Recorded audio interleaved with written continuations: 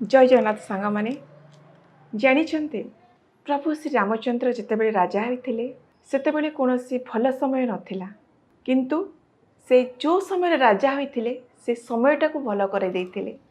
ठीक सही परी आमे कोनोसी काम करिबा पूर्वरु आमे सबबेले भाबंती भल समय आसु ए कामटी करिबा, भल मुहूर्त आसु आमे कामटी करिबा, एमती आमे चिंता करी करी के आमर भल समय गुडी को आमे नष्ट करि देइ थांती।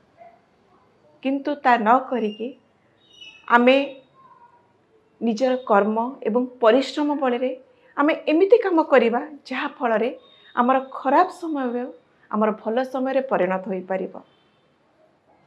तेणु कहिबार अर्थ है आमे आमर भल समय को अपेक्षा न करिकी आमे एमिति परिश्रम करिबा कर्म करिबा जहा फल रे आमर खराब समयटा भल समय परिणत होई परिबो। आमे आमर मूल्यवान समय को केबे भी नष्ट करिबानी नुहे। जय जगन्नाथ सांग माने आज दिन टी आपण मानक पई शुभमय हो, एही मोर भगवान निकट प्रार्थना।